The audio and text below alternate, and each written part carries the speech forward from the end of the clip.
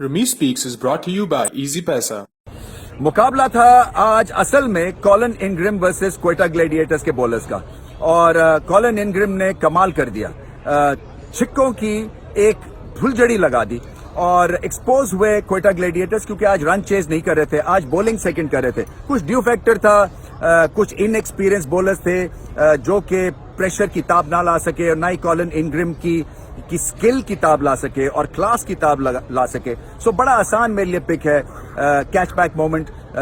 Colin इंग्रिम का 100 बहुत ही smooth innings, pressure में इतनी बड़ी इनिंग्स खेलना बहुत बड़ी बात होती है, इसलिए कि जब आपकी 2 विकेटें गिर जाएं, 180 का स्कोर आपने करना है तो टीम जो है वो नीचे लग जाती है और ड्रेसिंग रूम में नीचे लग जाती है, इसलिए कि आप थके हारे से आते हैं और फिर पैड पहनते हैं और फिर आपकी पेशी हो जाती है। और जबकि आप पिछले मैच हारे हों उसके बाद अगर इस तनाज़े में इस सारी चीज को देखें तो बहुत बड़ी एक फतह है कराची किंग्स की और पीएसएल को जरूरत थी ऐसी फतह की और एक बड़ी फ्रेंचाइज के जीतने बहुत अहम है, इसलिए कि बहुत सारी मैंने जैसे कहा फैंस जो हैं वो बहुत आस लगाए हुए हैं कराची किंग्स से और आज उन्होंने उनकी आस नहीं तोड़ी, दिल नहीं तोड़ी और जबरदस्त इनिंग्स, जबरदस्त परफॉर्मेंस। कॉलिन इंग्रिम की जितनी तारीफ की जाए कम है।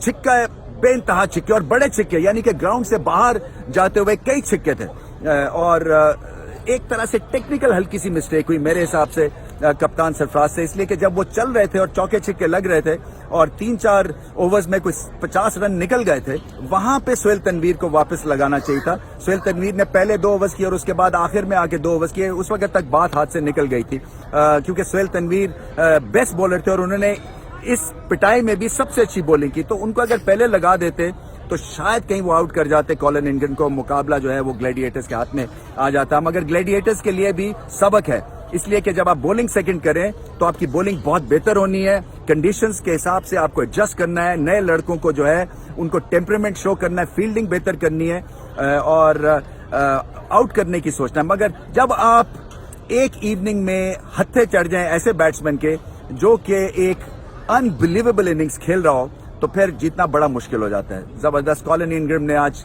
कमाल कर दिया। मुल्तान सुल्तान 80 पे 1 और फिर अगले 12 ओवर में 65 पे 9 खिलाड़ी आउट, यानी कि इतनी भी क्या बददिली। ऊपर नीचे होती हैं बातें T20 क्रिकेट में, मगर ऐसा नहीं होता है कि इतने अच्छे स्टार्ट के बाद बिल्कुल ही आपकी बैटिंग लाइनअप धोखा दे जाए।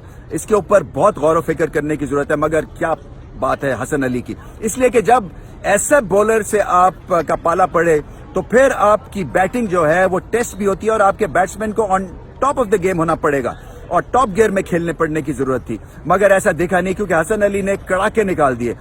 इन swing, pace, hard length, reverse swing, slower ball, सब कुछ देखने में मिला और इसी वजह से इस टूर्नामेंट में अभी तक 15 विकेट्स ले चुके हैं। एक 1 मैन आर्मी बन चुके हैं बॉल के साथ और बहुत ही अच्छे रिदम में नजर आ रहे हैं। सो शुएब मलिक एंड कंपनी को सोचना है कि मुल्तान सुल्तान को अगर खड़ा होना है तो कंसिस्टेंसी लेके आनी है और कुछ ऐसा लग रहा है कि जैसे दिल से हार गए हुए हैं कि वो जब से वो कलंदर से मैच हारे हैं तो ऐसा लगता है कि वो स्पिरिट जो है ना वो कहीं चली गई है। मुल्तान सुल्तान को खड़े होना है और ऑलराउंड स्ट्रेंथ है इस टीम में। आज तो शायद अफरीदी भी खेले, आंड्रे रसल वापस चले गए वेस्ट इंडीज ड्यूटीज के ऊपर, तो एक थोड़ा सा धचका उनको लगा, मगर फिर भी इतनी फायर पार है इस टीम में कि इस तरह से आसानी से मैच नहीं हारने चाहिए, इनको नहीं हार सकती है। तो गेम ऊपर करनी है, बैटिंग के साथ गेम ऊपर करनी है, बॉलिंग के साथ ऊपर करनी है। मगर हसन अली का क्या सीजन लगा हुआ है, रिमार्केबल बॉलिंग परफॉर्मेंस और उन्हीं के बेस के ऊपर जल्मी ने आज मैच जीता। वो रन चेज भी आराम से कर लिया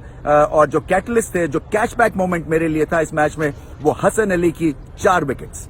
Share your superfan moments using hashtag EPFanfare and win rupees 1000 every day.